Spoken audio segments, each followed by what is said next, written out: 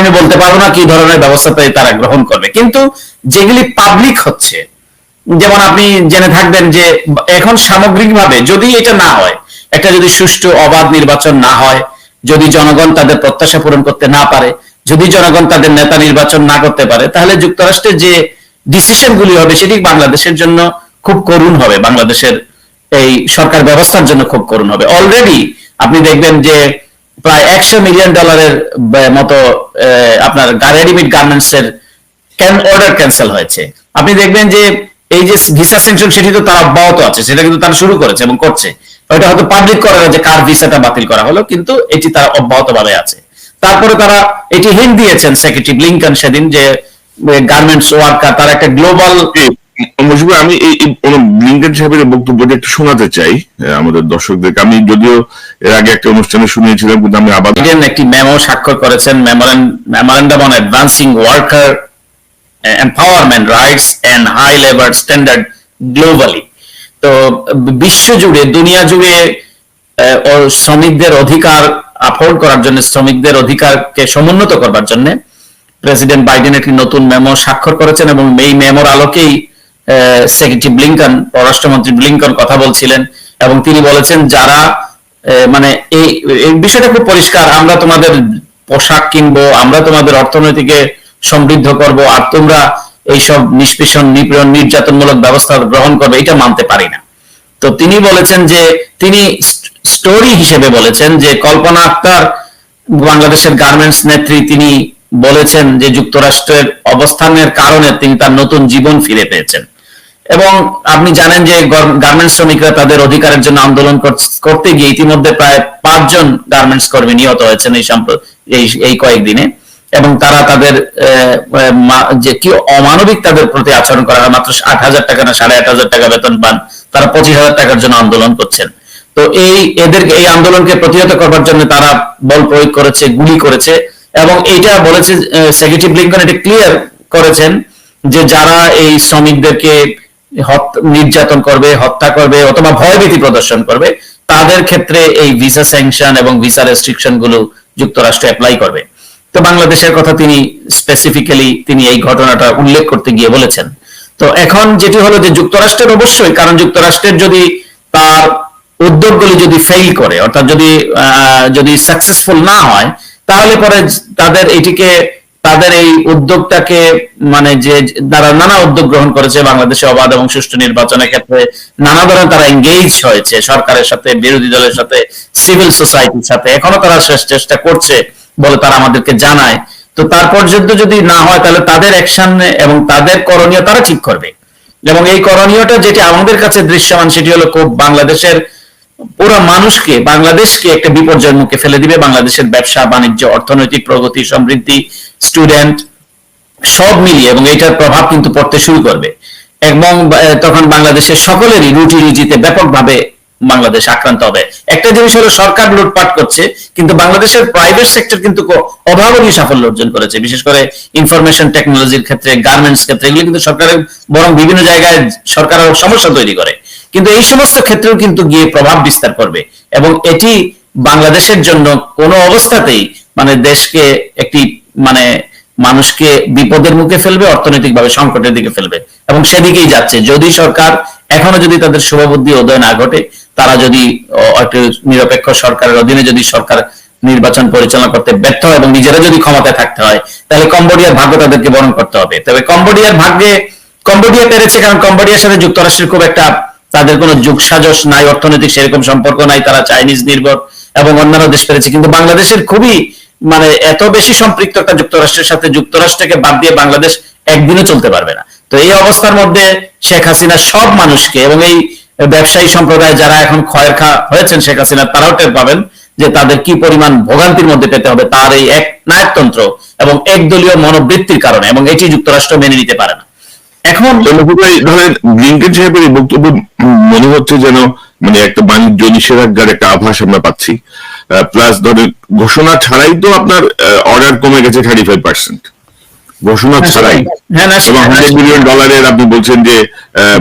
মানে প্রোডাক্টের ব্যবসায়ীরা বলতেছেন তারা এলসি খুলতে পারছে না, ডলার সংকট কি অবস্থার মধ্যে, আর রিজার্ভ তো লুটে পুটে খেয়ে ফেলেছে অলরেডি।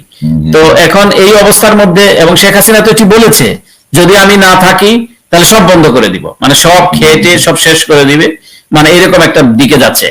একটা কথা শুনতে পাচ্ছিলাম যে যারা ধরেন এই পাতানো নির্বাচনে প্রার্থী হবে তাদের প্রত্যেকের কি ভিসা রেস্ট্রিকশনের আওতায় আসার কোনো সম্ভাবনা আশঙ্কা আপনি দেখেন? এটি তো হলো যেমন পাতানো নির্বাচন মানেই তো হলো একটা নির্বাচনের প্রতিবন্ধকতা তৈরি করা, মানে বলাই হয়েছে যারা যারা স্বাধীন সুষ্ঠু নিরপেক্ষ নির্বাচন ক্ষেত্রে প্রতিবন্ধকতা তৈরি করবে তারাই কিন্তু এই ভিসা রেস্ট্রিকশনের মধ্যে পড়বে। আপনি প্রধান বিরোধী দলকে বাদ দিয়ে আপনি এখানে ওই যে বলে না মানে ভাত ছিটালে কাকের অভাব হয় না, তো কিছু কাকের উদ্ভব ঘটেছে, তারা বিভিন্ন দল গঠন করছে, এগুলা কিংস পার্টি, সরকার আবার এগুলা নির্বাচন কমিশন আবার এগুলা বৈধতা দিচ্ছে, সার্টিফিকেট দিচ্ছে। তো এগুলো তো সবাই বোঝে, এটা মানে এটা যে কেউ বুঝে না, এটা তাদের মিশন আছে, কাজ করছে, এটা দুনিয়ার সবাই বোঝে, বাংলাদেশের মানুষও বোঝে। এবং এই সমস্ত লোকগুলা তারা বলতেছে রাজনীতি নাকি জনগণের কল্যাণের জন্য। আমি শুনলাম কিছু বক্তৃতা এক দুইটা ফেসবুকে যে কল্যাণের জন্য, কিন্তু তারা ওই সরকারের টাকা খেয়ে মানে আবার বলতেছে মানুষের কল্যাণের জন্য রাজনীতি, তারা বলে আবার চেঞ্জ করে ফেলবে। মূল জায়গাটাতে সমস্যা, একটা স্বৈরাচারকে মেনে নিয়ে আপনারা এখানে এসে লম্বা লম্বা কথা বলছেন, এবং তারা পরিবর্তন ঘটাবে। কিভাবে পরিবর্তন হবে? পরিবর্তন তো তারা ঘটাতে পারবে না, মানে এরা যারা কথাগুলো বলছেন। তো সুতরাং তারা এক ধরনের, এই লোকগুলাই কিন্তু এক ধরনের ইমেজ তৈরি হয়েছে তাদের বিএনপির ছায়াতলে থাকার কারণে, অথবা তার অ্যালায়েন্সে থাকার কারণে। এখন না হলে তো ধরেন চাঁদের তো চাঁদ দেখতে অনেক সুন্দর, কিন্তু তার কোনো আলো নাই, সূর্যের আলোয় আলোকিত। তো এই ধরেন এই শামসের মবিন চৌধুরী, উনি যদি মানে ওনাকে যদি বিএনপি সরকার যদি অ্যাম্বাসেডর না বানাতো ওয়াশিংটনে, তারপরে যদি রিটায়ার করার পরে বিএনপিতে যোগ না দিয়ে যদি ভাইস চেয়ারম্যান না হইতো, সরাসরি রাতারাতি ভাইস চেয়ারম্যান হয়ে গিয়েছে, তো তাকে কে চিনত? মানে কে, মানে এই তো এখন বিষয়টা এমনও তো এমন কেউ চিনে না। মানে আমি মানে উদাহরণ হিসেবে বললাম, তার সাথে আমার কোনো শত্রুতা নাই। কিন্তু এই যে ধরেন ধরেন ওটা আপনি বললেন, কিন্তু ধরেন যে আমি যতটুকু ইতিহাস জানি যে শামসুল মবিন যদি একজন মুক্তিযোদ্ধা, বীর বিক্রম, তার প্রতি ধরেন জিয়াউর রহমান সাহেবের যে স্নেহ বা বেগম খালেদা জিয়ার যে স্নেহ বা তার প্রতি যেমন ব্যক্তিগত যেই মানে তাকে যেভাবে তারা দেখতেন, সেই জায়গাটা ধরেন যে মির্জাফরি করতে পারে, সে যে এই সরকারের সঙ্গে মির্জাফরি করবে না, সে যে তার বর্তমান অবস্থান বা সঙ্গীতের সঙ্গে মির্জাফরি করবে না, তাতে কোনো নিশ্চয়তা নাই। আসলে মির্জাফর তো মির্জাফরি, তাই না? জি। তো এখন এখন যেটি হলো এই এদের কাণ্ডকীর্তি আমার একটু কাছে থাকার দেখার সুযোগ হয়েছে। আমি জানি না এখানে বলার মতো সময় হবে কিনা। এরা কিভাবে মিসগাইড করেছে এবং কিভাবে এই সরকারকে যে দানবে পরিণত হয়েছে, এটার জন্য যে অনেককে বিএনপিকে দায়ী করেন যথার্থভাবে, মানে বিএনপির কোন কোন এই সমস্ত চরিত্রের কারণে। যেমন উদাহরণ হিসেবে বলা যায় আপনার, যেমন ভারতে গেলেন সাবেক প্রধানমন্ত্রী বেগম খালেদা জিয়া, এবং তাকে কিন্তু সেখানে একটা সরকার প্রধানের প্রটোকল দিয়ে তাকে সম্মান জানানো হলো এবং তাকে সেই মর্যাদাটা দেয়া হলো। আবার যখন তার কিছুদিন পরে যখন এই ভারতের প্রেসিডেন্ট যখন আসলেন, এই তখন কিন্তু প্রেসিডেন্টের সেদিন একটা হরতাল ছিল, এবং প্রেসিডেন্ট প্রণব মুখার্জির সাথে বেগম খালেদা জিয়া তার অ্যাপয়েন্টমেন্টটি ক্যান্সেল করলেন। তো সবাই কিন্তু বেগম খালেদা জিয়াকে দোষছেন, আপনি কি আমি কি আছি লাইনে? হ্যাঁ, মানে বলতেছে না এটা কি হইলো, উনি কেন দেখা করলো না, উনি তো দেখা করলেই পারতো, তাহলে উনি আগে গেল কেন? কিন্তু এই যে মানে গুলশান অফিসে 4 জন খলিফা ছিলেন, মানে যখনই মানে স্ট্যান্ডিং কমিটি, এর আগেও বলেছি আমি, যদি এটা বলার সময় না, কিন্তু আমি এই চরিত্রগুলোকে আইডেন্টিফাই করার জন্য, ইমানদার চরিত্রগুলো তো আছে, তারা জেলখানার মধ্যে আছেন, তারা বনে বাজারে ঘুরছেন, এখনো কিন্তু এই দলকে ভাঙতে পারেনি। এবং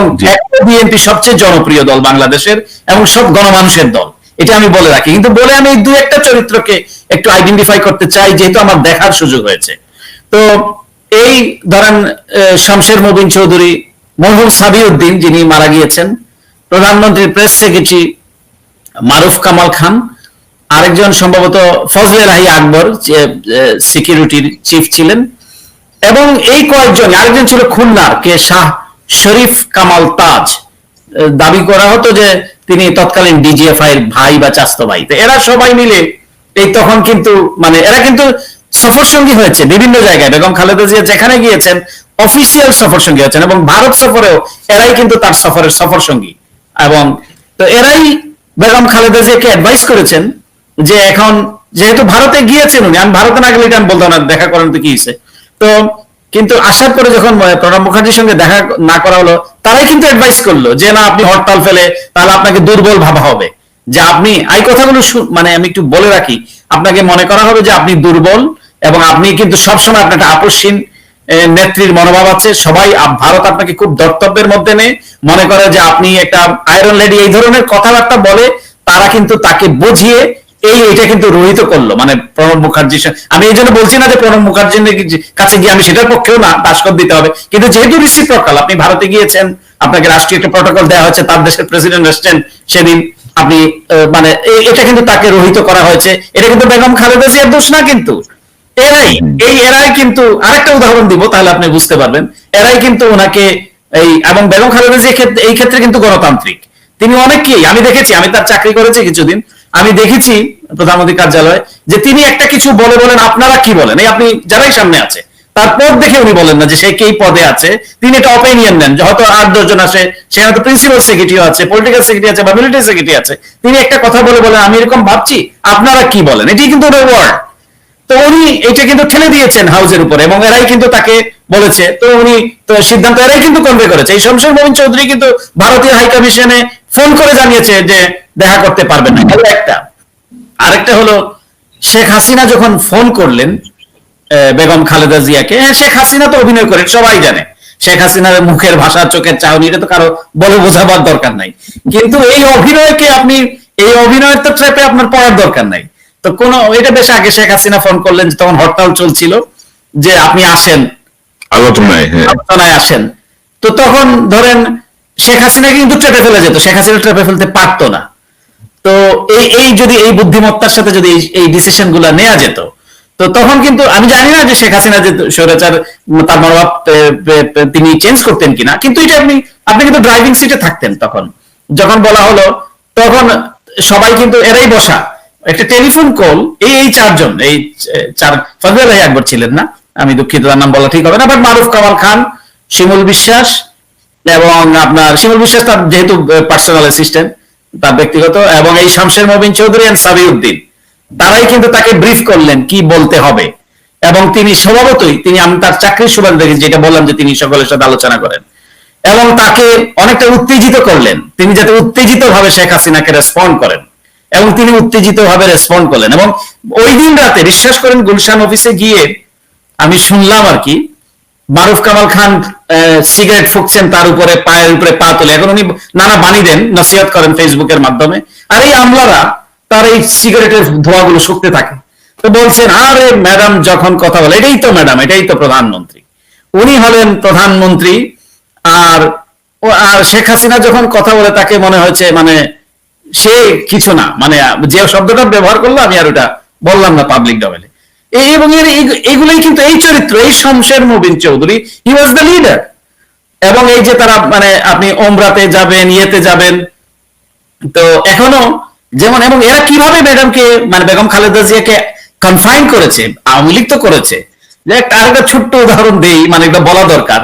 মানে কি পরিমাণ মানুষ থেকে বিচ্ছিন্ন, জনগণ থেকে বিচ্ছিন্ন করা, এবং তার ইভেন তিনি তাদেরকে পছন্দ করেন তাদের থেকেও সরানো, যিনি একবার রয়্যাল গেস্ট হিসেবে এই সর্বশেষ না তার আগে উনি মক্কা মদিনায় গেলেন, তো আমরাও গেলাম সেখানে, এবং মদিনাতে যখন উনি সালাম দিবেন রওজা মুবারক, আপনি চিন্তা করেন কত আবেগের জায়গা, সেখানে শমশের মোবিন চৌধুরী আইডেন্টিফাই করে দিচ্ছে দাঁড়িয়ে